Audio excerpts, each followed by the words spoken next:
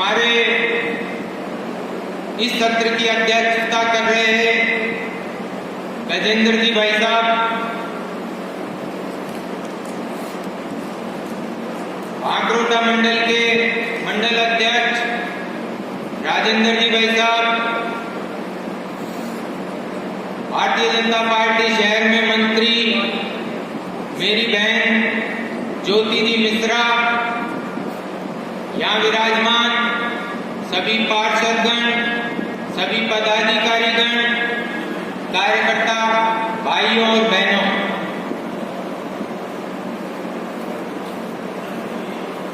ये सत्र, इस सत्र का जो विषय है वो है हमारी कार्य पद्धति,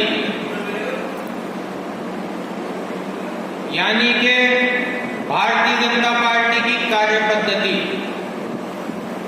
और संगठन संरचना में हमारी भूमिका। कार्यकर्ता बंधुओं, ये समापन सत्र है। कोई भी कार्य शुरुआत भी बहुत शानदार होनी चाहिए और अंत भला तो सब भला। तो ये अंतिम सत्र है, समापन सत्र है। ये सत्र, इसका मतलब फाइनल टच है ये 2 दिन के प्रशिक्षण शिविर का। तो कार्यकर्ता बंधुओं, मैं मेरी तरफ से तो कोशिश करूंगा कि जहां तक संभव हो सके मैं जो इस सत्र का विषय है वो आपके सामने प्रस्तुत करूंगा और आप भी मुझे धैर्यपूर्वक सुन के, शांति से सुन के मेरा भी उत्साह बढ़ाएंगे। तो कार्यकर्ता बंधुओं,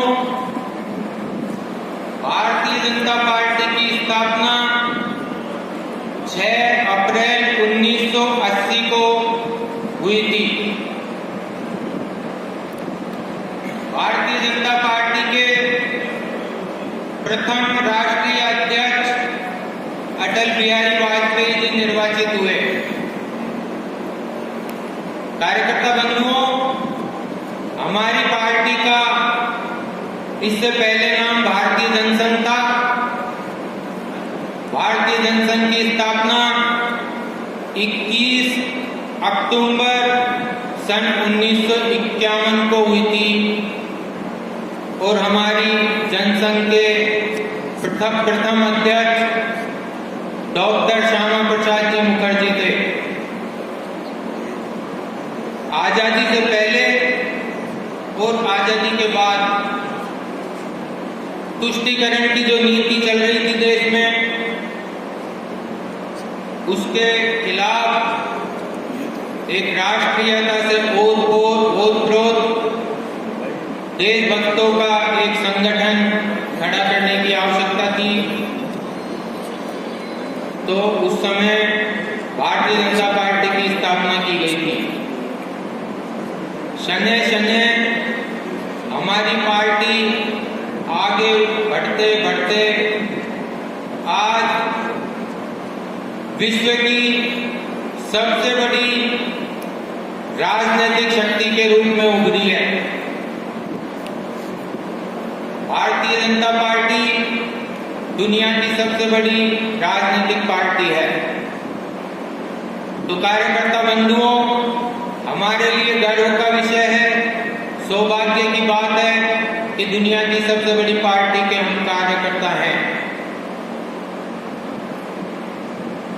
जैसे जैसे पार्टी का विस्तार होता है वैसे वैसे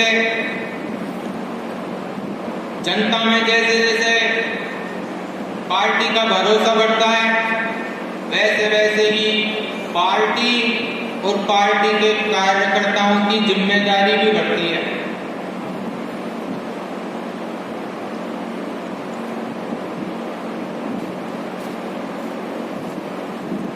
तो बंधुओं, आज केंद्र में भारतीय जनता पार्टी की सरकार है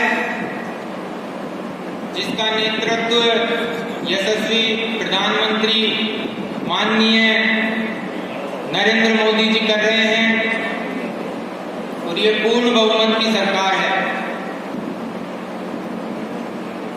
तो बंधुओं, केंद्र ही नहीं, आधे से अधिक राज्यों में भी भारतीय जनता पार्टी की सरकारें हैं।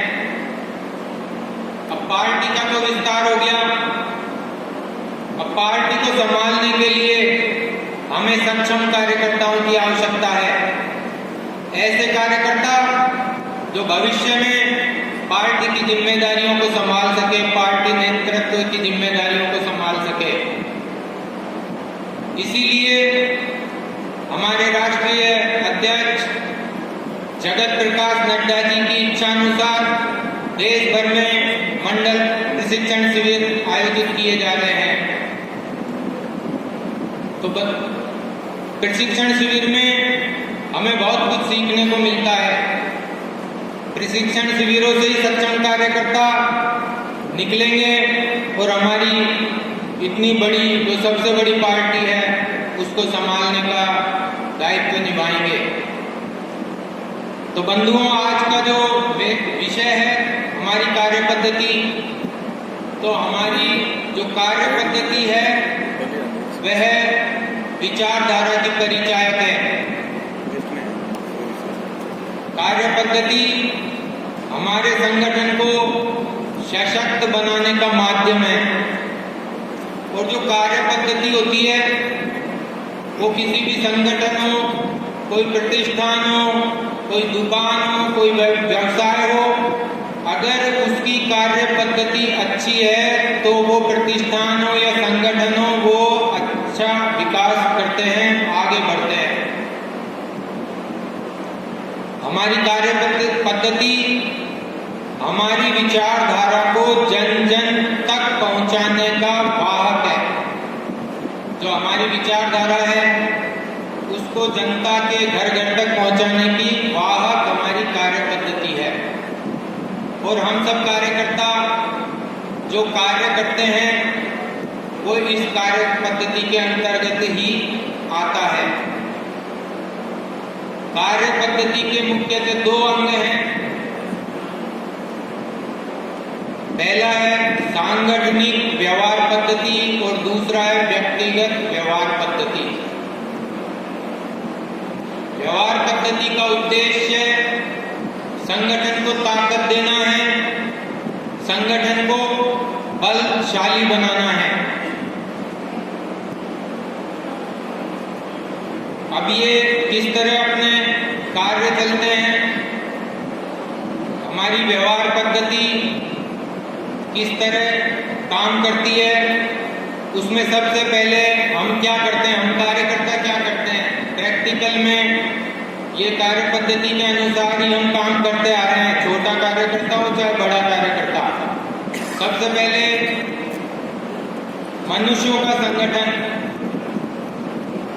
परस्पर प्रेम की भावना से, मित्रता की भावना से लोगों को जोड़ना। सबसे पहले हम सदस्य बनाते हैं।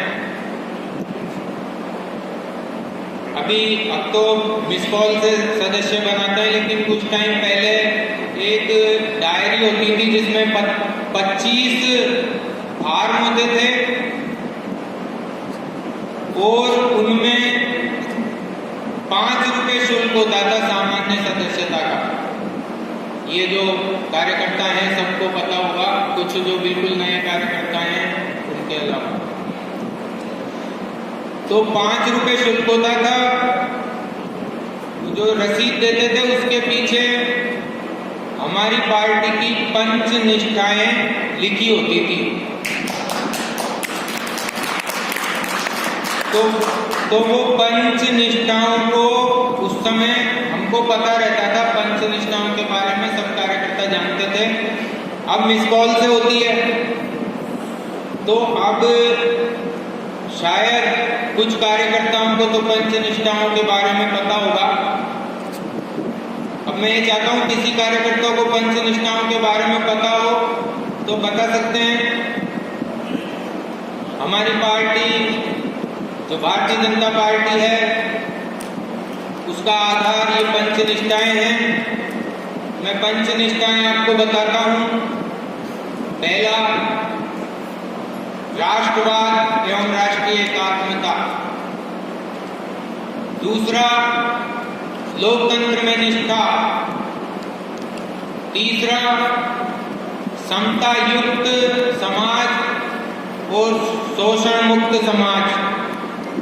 चौथा, सर्वपंथ समभाव। और पांचवा, मूल्य आधारित राजनीति। और अपनी भारतीय जनता पार्टी मूल्य आधारित राजनीति पर ही चलती है। भारतीय जनता पार्टी जो कहती है वो करती है। हमारी कथनी और करने में कोई फर्क नहीं होता। जो भारतीय जनता पार्टी ने जो मैनिफेस्टो में वादे किए, सरकार में आते ही वो वादे पूर्ण किए। कुछ तो ऐसे काम थे जो असंभव थे, जैसे राम मंदिर, धारा 370, 3 तलाक, नोटबंदी की तो कोई सोच ही नहीं सकता सपने में भी। काले धन को समाप्त करने के लिए नोटबंदी। तो ऐसे कार्य हमारी सरकार ने किए हैं। तो कार्यकर्ता बंधुओं, सदस्य बना लिया अपन ने। सदस्य बनाने के बाद हमको उन सदस्यों को सक्रिय करने की जिम्मेदारी आती है। सब कार्यकर्ता करते हैं ये काम। उनको सक्रिय बनाए रखने के लिए उनसे सतत संपर्क रखना पड़ता है। फिर कुछ कार्यकर्ता आगे बढ़ते हैं तो उनका सक्रिय सदस्यता में भी अपन सक्रिय सदस्य भी बनाते हैं। एक कार्यकर्ता के नाते हमें कुछ गुण, कार्यकर्ता में क्या गुण होना चाहिए, कार्यकर्ता का आचरण कैसा होना चाहिए, कार्यकर्ता की सोच वो कैसी होनी चाहिए। तो बंधुओं, सबसे पहली जो सबसे प्रमुख जो गुण है वो है सहज उपलब्धता। कार्यकर्ता से या हमारे नेताओं से कोई मिलना चाहे तो आसानी से मुलाकात कर सके और अपनी बात कह सके। ऐसे सहज उपलब्धता ये सबसे महत्वपूर्ण गुण है कार्यकर्ता का। फिर है धैर्य। जिस व्यक्ति में या कार्यकर्ता में धैर्य है उस कार्यकर्ता को दुनिया की कोई ताकत भी आगे बढ़ने से नहीं रोक सकती।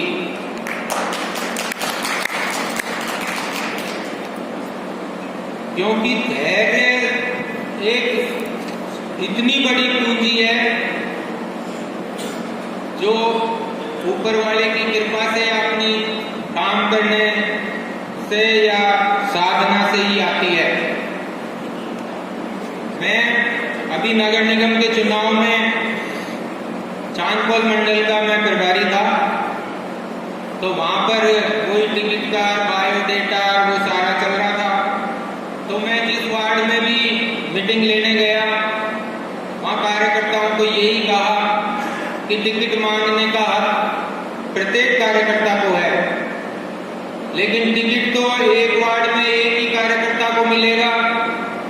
लेकिन जिस कार्यकर्ता को टिकट मिल जाए सबको उसके साथ मिलकर उसको जिताना है। तो कार्यकर्ता बंधुओं, अब कई कार्यकर्ता ऐसे होते हैं जो धैर्यवान नहीं होते हैं। जो धैर्यवान नहीं होते हैं उनको कोई भी उकसा देता है और मतलब उनकी जिंदगी खराब कर देता है, उनको खड़ा कर देता है। और वो भारतीय जनता पार्टी को ही नुकसान करता है वो कार्यकर्ता जिसमें धैर्य नहीं है। तो जिसमें धैर्य है उसको कोई नहीं रोक पाएगा। आज नहीं तो कल धैर्य रखने वाले का नंबर आएगा ही आएगा। तो कार्यकर्ता बंधुओं, एक और गुण है वो है सादगी। सादगीपूर्ण व्यवहार, सादगीपूर्ण रहन सहन, सादगीपूर्ण जीवन, अपना बातचीत भी बहुत सलीके से तो सादगी सबको पसंद आती है। उसके बाद है निर्भीकता। अगर कार्यकर्ता में निर्भीकता नहीं होगी तो कार्यकर्ता कोई काम नहीं कर पाएगा। और निर्भीकता कैसे आएगी? निर्भीकता, कार्यकर्ता अगर ईमानदार होगा, काम के प्रति वफादार होगा, तो ऐसे कार्यकर्ता निर्भीक रहते हैं, क्योंकि हमको जो जिम्मेदारी मिली है हम बहुत बढ़िया तरीके से उस जिम्मेदारी को निभा रहे हैं, तो हमको कोई डरने की आवश्यकता नहीं है। जो कार्यकर्ता जिम्मेदारी मिल जाती है निभाता नहीं है, उसको थोड़ा डर लगता है कि भाई साहब कुछ कह नहीं देंगे या ऐसे इस तरह, ये नहीं सोचा, आप सब जानते हैं। अनुशासित आचरण। अनुशासन के बिना कोई भी व्यक्ति, कोई भी संस्थान या कोई भी राजनीतिक पार्टी कभी भी आगे नहीं बढ़ सकती। तो इसलिए अनुशासन हम सभी कार्यकर्ताओं में परम आवश्यक है। फिर संवेदनशीलता। कार्यकर्ताओं में संवेदनशीलता होनी चाहिए। कहीं किसी के साथ संकट आ जाए, कोई पीड़ित हो, कोई परेशान हो, तो हमको उसकी तरफ मदद का हाथ बढ़ाना चाहिए। विश्वसनीयता। हमारे जो कार्यकलाप है उससे हमारी विश्वसनीयता पैदा होती है। विश्वसनीयता अगर हमारी है और हम ये जानते हैं कि हमारे कार्यकर्ता का निर्माण जो होता है वो बहुत अच्छे ढंग से होता है, हमारा कार्यकर्ता ईमानदार कार्यकर्ता होता है, उसकी विश्वसनीयता होती है। और उसी विश्वसनीयता को अभी थोड़े टाइम पहले जो राम मंदिर के लिए हमने समर्पण राशि एकत्रित की, उस समय हम कार्यकर्ताओं का विश्वास देखा है। और जनता को, मतलब कहीं भी कोई कार्यकर्ता मिल गया जो समर्पण राशि इकट्ठी कर रहा है तो खुद पूछ के आ रहे साहब हम जमा, खुद किसी से कहते नहीं तो भी जमा कराई है लोगों ने। तो ये हमारे कार्यकर्ताओं की विश्वसनीयता है। समय की पाबंदी, ये बहुत बड़ा गुण है। अगर समय की पाबंदी नहीं है तो सब कुछ डामाडोल हो जाता है। तो कार्यकर्ता बंधुओं, अब समय की पाबंदी, मान लो कोई कार्यक्रम 10 बजे का है, अब 10 बजे का है तो जो कार्यकर्ता 10 बजे समय पे आ गए, अब वो दूसरे कार्यकर्ताओं का इंतजार करते हैं। 1-1.5 घंटे बाद कार्यक्रम शुरू होता है तो 1-1.5 घंटा खराब हो गया। अब मान लो यहाँ 30 कार्यकर्ता बैठे हैं तो प्रत्येक कार्यकर्ता का 1-1 घंटा खराब हुआ तो कितने घंटे हो गए? 30 घंटे खराब हो गए। तो कार्यकर्ता बंधुओं, समय की पाबंदी का मैं एक उदाहरण देना चाहता हूँ। पंडित भंवरलाल शर्मा जी जो हमारे भारतीय जनता पार्टी के प्रदेश अध्यक्ष भी थे और राजस्थान सरकार में स्वायत्त शासन मंत्री भी थे। तो भंवर जी भाई साहब का ऐसा था समय की पाबंदी का, अगर 10 बजे का कार्यक्रम है तो भंवर जी भाई साहब आ गए, इसका मतलब लोग घड़ी मिला सकते थे कि 10 बजे का मतलब 10 बजे, न 1 मिनट आगे न 1 मिनट पीछे। ऐसे थे हमारे पंडित भंवरलाल शर्मा जी। तो ये बातें हमको सीखनी चाहिए। पहले अधिकतर कार्यकर्ता या नेता समय के पाबंद होते थे। तो मैं आपसे ये आग्रह करता हूँ, आप लोग भी समय की पाबंदी का ध्यान रखें। कभी भी मीटिंग हो या कोई कार्यक्रम हो तो समय की पाबंदी का ध्यान रखें। पर निंदा से बचना, दूसरे की भलाई बुराई से बचना, तो ये बहुत बड़ा दुर्गुण है। कई बहुत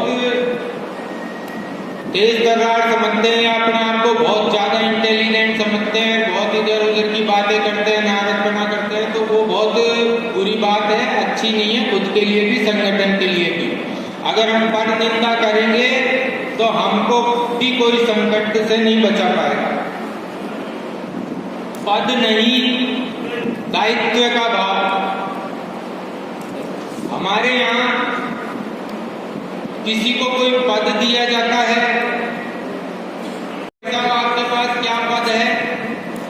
तो कार्यकर्ता बोलेगा मैं भारतीय जनता पार्टी का मंडल प्रभारी का दायित्व है। तो पद नहीं, दायित्व का एहसास, जिम्मेदारी का एहसास, जब पद मिलता है तो जिम्मेदारी बढ़ जाती है। तो इस तरह का भाव कार्यकर्ताओं में होना चाहिए। पुराने कार्यकर्ताओं का सम्मान और नए कार्यकर्ताओं का स्वागत। अब यहाँ जो कार्यकारिणी अभी गठित हुई होगी अध्यक्ष महोदय, तो जो नए कार्यकर्ता आए हैं, पुराने कार्यकर्ताओं का सम्मान और नए कार्यकर्ताओं का स्वागत। तो यहाँ जो मंडल में जो नए पदाधिकारी बने, नई कार्यकारिणी बनी है, उन सभी को मैं बहुत बहुत बधाई देता हूँ। कार्यकर्ता बंधुओं, पुराने कार्यकर्ताओं का सम्मान करेंगे तो आपको आशीर्वाद भी मिलेगा और मार्गदर्शन भी मिलेगा। कई बार कोई गलत रास्ते पे जाता है तो जो पुराने कार्यकर्ता है वो ही रोकते हैं उसको गलत रास्ते पे जाने से। तो बंधुओं, पुराने कार्यकर्ताओं का आज हम सम्मान करेंगे तो कल हम पुराने होंगे तो हमको सम्मान मिलेगा। ये नेचुरल है। कथनी और करनी में अंतर नहीं होना चाहिए। भाषण तो कुछ दे रहे हैं, कर कुछ रहे हैं, तो कथनी करनी में अंतर होगा तो विश्वसनीयता नहीं होगी। विश्वसनीयता नहीं होगी तो आपका प्रभाव नहीं होगा। प्रभाव नहीं होगा तो पार्टी का काम अच्छे ढंग से नहीं होगा। तो अपनी कथनी और करनी में अंतर नहीं होना चाहिए। सफलता का श्रेय सबको और असफलता का श्रेय कार्यकर्ता को स्वयं को लेना चाहिए। जैसे मंडल प्रशिक्षण शिविर हो रहा है, अब कोई कार्यकर्ता के साथ मैंने ये कर दिया, ये भी मैंने कर दिया, वो भी मैंने कर दिया, तो ये गलत है। ये पार्टी का कार्यक्रम जब सब कार्यकर्ता मिलके, सब कार्यकर्ताओं के मिलने, सब कार्यकर्ताओं के साथ में काम करने से मंडल प्रशिक्षण शिविर बहुत शानदार ढंग से हुआ। बांकोटा मंडल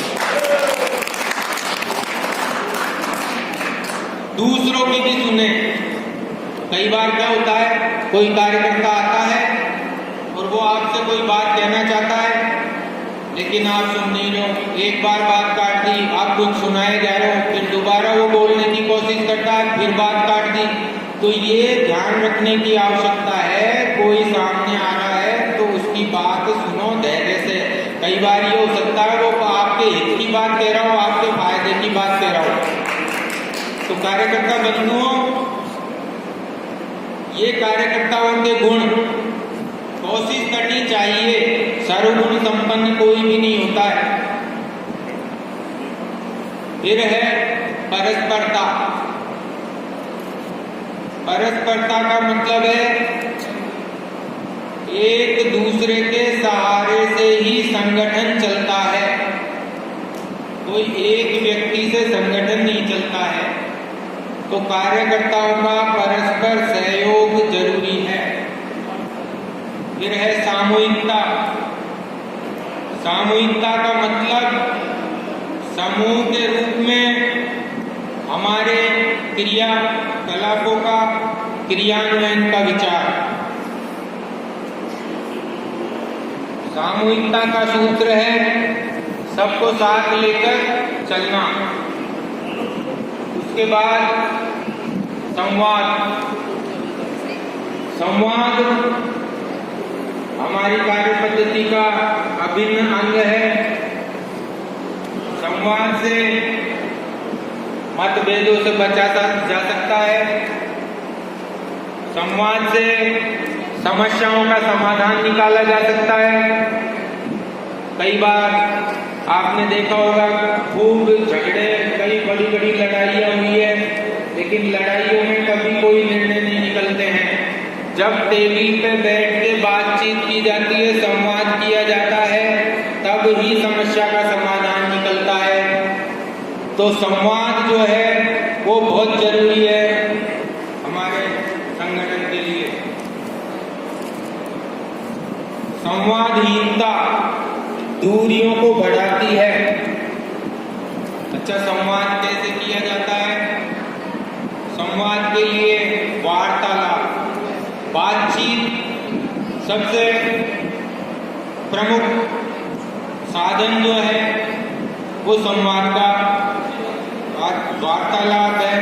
फिर संवाद का साधन है बैठकें। संवाद करने के लिए हम बैठकें करते हैं, तो संवाद, पत्राचार भी संवाद का साधन है, और गोष्ठियाँ। इसके अलावा आज हमारे पास मोबाइल अपने पास है, तो ये और भी सबसे बेहतर संवाद का माध्यम है। संवाद के बाद संपर्क।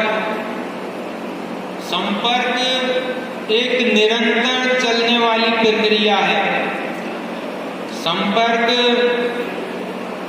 कार्यकर्ताओं को हमेशा कार्यकर्ताओं से करते रहना चाहिए, प्रवास पे भी रहना चाहिए,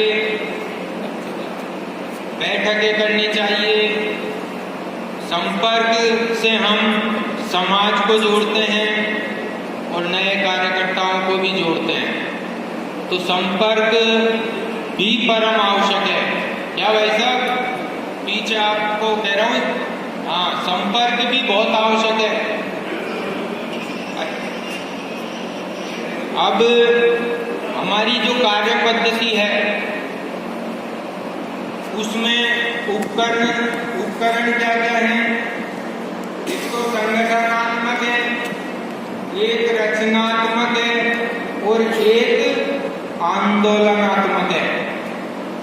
तो कार्यकर्ता बंधुओं, कई बार प्राकृतिक आपदाएं आती है, बाढ़, सूखा, ओलावृष्टि या कोई भी मतलब प्राकृतिक आपदाएं आए, तो उस समय कार्यकर्ताओं को उनमें सहयोग देना चाहिए, तो उससे कार्यकर्ताओं का मान सम्मान भी बढ़ता है और अपनी पार्टी की छवि भी अच्छी होती है।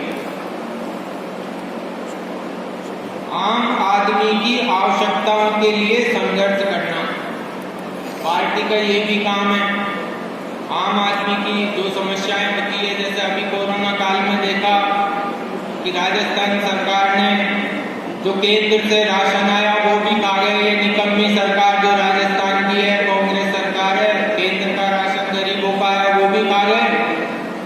उसके अलावा कोरोना काल में लॉकडाउन में सबकी अर्थव्यवस्था पे प्रभाव पड़ा, खराब आर्थिक हालात हो गए, तो उस समय सबने ये सोचा था कि राजस्थान सरकार थोड़ी बहुत राहत देगी, बिजली के बिलों में देगी, पानी के बिलों में देगी, लेकिन इस सरकार ने ऐसा कुछ नहीं किया।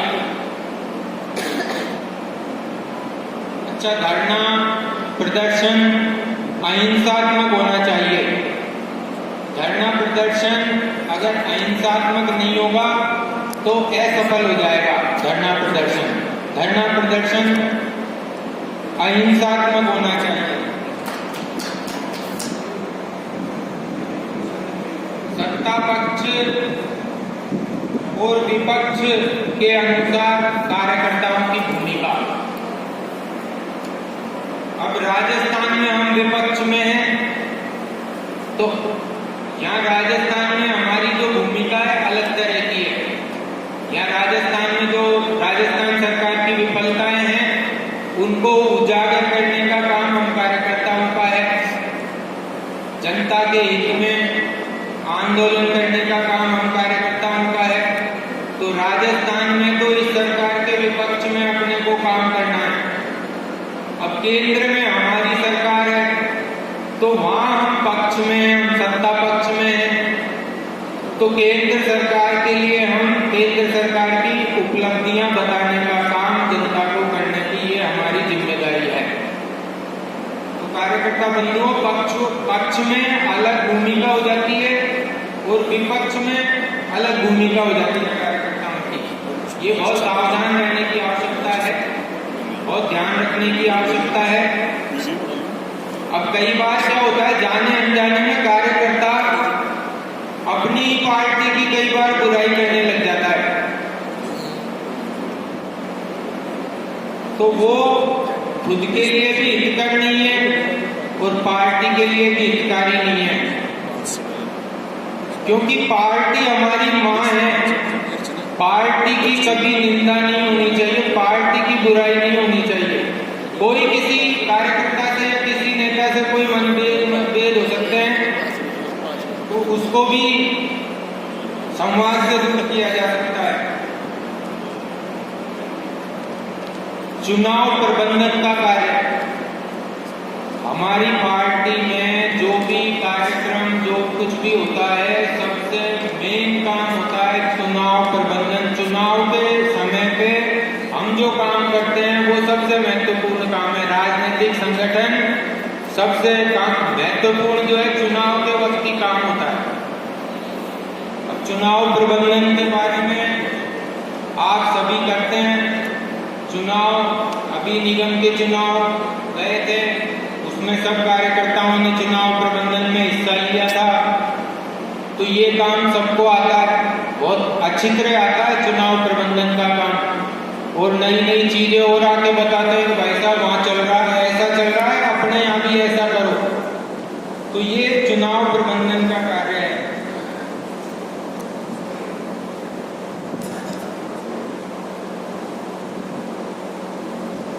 गोष्ठियां, कार्यशालाएं, प्रशिक्षण शिविरों का आयोजन, इसके अलावा ऊपर की जो इकाइयां हैं वो हम नीचे की इकाइयों के पास कार्यक्रम भेजते हैं। हमारी सबसे छोटी इकाई बूथ है। बूथ के ऊपर शक्ति केंद्र है, शक्ति केंद्र के बाद वार्ड संयोजक है, वार्ड, लेकिन इकाई तो बूथ है, बूथ के बाद वार्ड है, वार्ड के बाद मंडल है, मंडल के बाद जिले हैं, जिले के बाद प्रदेश है, प्रदेश के बाद राष्ट्रीय इकाई है। तो कार्यकर्ता बंधुओं, राष्ट्रीय स्तर पे जो निर्णय होते हैं वो निर्णय या आदेश ऊपर से नीचे की तरफ आते हैं। राष्ट्रीय स्तर पे हमारे राष्ट्रीय अध्यक्ष जी ने निर्णय किया कि पूरे देश में मंडल प्रशिक्षण शिविरों का आयोजन होगा, तो वो आदेश प्रदेशों में आया, प्रदेशों से जिलों में आया, जिलों से मंडलों में आया, और मंडलों ने वार्डों में सूचना दी, अपने भागों में सूचना दी, और हम सब ने यहाँ एक सफल आयोजन किया है। तो बंधुओं, बूथ इकाई सबसे छोटी इकाई है, लेकिन बूथ इकाई सबसे महत्वपूर्ण इकाई है। और बूथ मजबूत तो सब कुछ मजबूत है। तो कार्यकर्ता बंधुओं, बूथ में हमारी 21 की कार्यकारिणी का प्रावधान है, जिसमें महिला पदाधिकारी, एससी पदाधिकारी, एसटी पदाधिकारी, 30 और एक अध्यक्ष, इस तरह 21 की कार्यकारिणी बूथ की कार्यकारिणी है। बूथ के बाद मंडल की कार्यकारिणी। तो बूथ और मंडल मिलके ही हम सब कार्यों की क्रियान्विति करते हैं, जो ऊपर से हमको कार्यक्रम मिलते हैं। तो जो कार्यक्रम मिलते हैं, सबसे पहले तो हमको क्या करना पड़ता है, मीटिंग बुलानी पड़ती है। ये कार्यक्रम तय हुआ है, ऊपर से मिला है, इतनी तारीख तक हमको ये कार्यक्रम करना है। उसके लिए बैठक करते हैं, मीटिंग बुलाते हैं। अच्छा, मीटिंग बुलाने से पहले हमको बैठक से पूर्व की तैयारियां करनी चाहिए, और करते भी हैं कि किसको मंच संचालन का काम देना है, कौन दुपट्टे लाएगा, कौन मतलब मंच का जो है कौन जगह की व्यवस्था करेगा। तो इस तरह बैठक पूर्व सारी व्यवस्थाएं, कार्य पद्धति के कुछ बुनियादी सूत्र भी हैं। संगठन को सर्वस्पर्शी, सर्वव्यापी और सर्वग्राही बनाना, ये हम सभी कार्यकर्ताओं का काम है। मतलब हर जाति के, हर समुदाय के, हर तरह के वर्ग के पास हमको पहुंचना, और उन वर्गों को हमारे संगठन में सबको यथा योग्य उनके अनुसार उनको भूमिका देना, उनको पद देना, तो सभी को, सभी वर्गों को, सभी स्तर पे, बूथ पे भी, मंडल पे भी, जिले में भी, सब वर्गों को समुचित स्थान देना, यथा योग्य स्थान देना। कार्यकर्ता का स्थान, जो कार्यकर्ता है, कई बार क्या होता है, कई नेता होते हैं, कार्यकर्ता होते हैं, उनके यहाँ कर्मचारी होते हैं, कोई आता है तो कर्मचारी से ही मिलता है, कर्मचारी कोई समस्या लिखा देता है, कर्मचारी समाधान करता है, तो ऐसा गलत है। कार्यकर्ता का स्थान कर्मचारी न ले और नेता का स्थान मैनेजर न ले। मतलब नेता को खुद को कार्यकर्ताओं के संपर्क में रहना चाहिए, कार्यकर्ताओं की समस्याओं का समाधान करना चाहिए, उनसे आत्मीयता रखनी चाहिए।